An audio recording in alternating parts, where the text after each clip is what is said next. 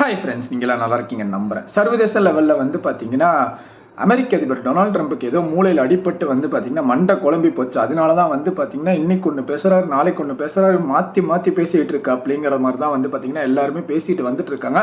அதே சூழ்நிலையில் வந்து பார்த்தீங்கன்னா ஈரானுக்கு ஒரு பெரிய வார்னிங்கே கொடுத்துருக்காப்புல. அவரோட ட்ரூத் சோஷியல் மீடியாவில் வந்து பார்த்தீங்கன்னா ஒரு போஸ்டை போடுறாப்புல.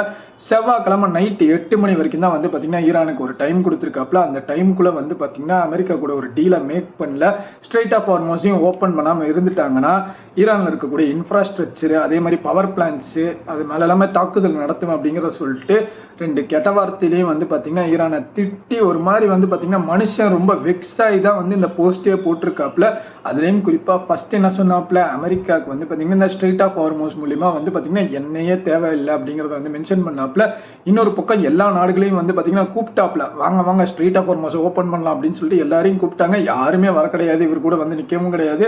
இன்னொரு சைடு வந்து பார்த்தீங்கன்னா என்ன சொல்லிட்டாப்புல, வெக்ஸ் ஆகி எந்தெந்த நாடுகளுக்கு என்ன தேவைப்படுது இந்த ஸ்ட்ரெயிட் ஆஃப் ஹார்மோஸ் மூலியமா அவங்களே பேச்சுவார்த்தையை நடத்தி லீட் பண்ணி வந்து பார்த்தீங்கன்னா ஸ்ட்ரெயிட் ஆஃப் ஹார்மோஸ் மூலியமா ஓப்பன் பண்ணுறதுக்கு முடிவுபடுத்திக்குங்க அப்படிங்கிறது வந்து மென்ஷன் பண்ணாப்புல. பார்த்தீங்களா, அந்த மாதிரி வந்து பார்த்தீங்கன்னா ஈரான் வந்து பார்த்தீங்கன்னா நட்பு நாடுகளுக்கெல்லாம் வந்து பார்த்தீங்கன்னா கப்பல் வந்து எடுத்துகிட்டு போகிறதுக்கு விட்டுட்டு இருக்காங்க. எனிமிட்டி கண்ட்ரீஸ்க்கு வந்து பார்த்தீங்கன்னா விட மாட்டேங்கிறாங்க. உதாரணத்துக்கு சொல்ல போனால் பிரான்ஸுக்கு வந்து பார்த்தீங்கன்னா இப்போ பேச்சுவார்த்தை நடத்தி அவங்களோட வெசல்ஸை கொண்டு வந்துட்டாங்க. துருக்கியும் வந்து பார்த்தீங்கன்னா அவங்களோட வெசல்ஸ் எடுத்துகிட்டு வந்துட்டு இருக்காங்க. இந்த மாதிரி எல்லாருமே வந்து யூரோப் கண்ட்ரிஸ் எல்லாமே வெசல்ஸை எடுத்துகிட்டு வந்துட்டு இருக்கீங்களா, மனுஷனுக்கு வந்து பார்த்தீங்கன்னா ஒரு மாதிரி விரக்தியாகி கோபமாகி வந்து பார்த்தீங்கன்னா என்னடா அமெரிக்காவுக்கு விட மாட்டேங்கிறாங்க, அமெரிக்கா சொல்கிற பேச்சே கேட்க மாட்டேங்கிறாங்கன்னு சொல்லிட்டு மனுஷன் ஒரு மாதிரி வந்து பார்த்தீங்கன்னா பெரிய வார்னிங்கே கொடுத்து ஒரு விரக்தியில் வந்து கெட்ட வார்த்தையில திட்ட ஆரம்பிச்சிட்டாப்ல ஈரானை. இன்னொரு சைடு வந்து பார்த்தீங்கன்னா இவரே வந்து மாட்டிக்கிட்டாப்லன்னே சொல்லலாம். ஈரானோட உள்நாட்டு விவகாரத்தில் வந்து பார்த்தீங்கன்னா ப்ரொட்டஸ்ட் நடந்தது ஜனவரி மாதம். அதுக்கு வந்து பார்த்தீங்கன்னா ஆயுதங்களை வந்து பார்த்தீங்கன்னா அமெரிக்கா தான் வந்து சப்ளை பண்ணியிருக்குன்னு சொல்லிட்டு ஃபாக்ஸ் நியூஸ் இன்டர்வியூவில் வந்து பார்த்தீங்கன்னா இவரே வந்து ஒத்துக்கிறாப்புல. பிரசிடென்ட் டொனால்டு ட்ரம்ப்பே வந்து பார்த்தீங்கன்னா அமெரிக்கா தான் கன்னெல்லாம் சப்ளை பண்ணியிருக்குங்கிறத சொல்கிறாப்புல.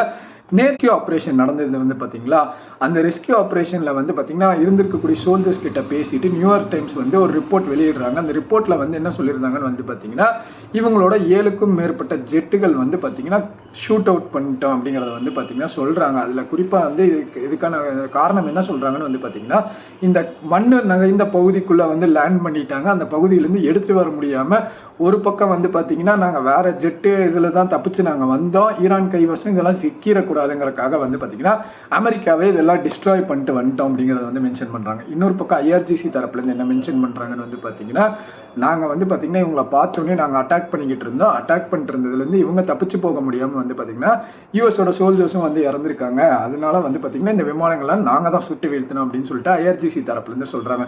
நியூயார்க் டைம்ஸ் இப்படி ரிப்போர்ட் பண்ணுறாங்க. ஐஆர்ஜிசி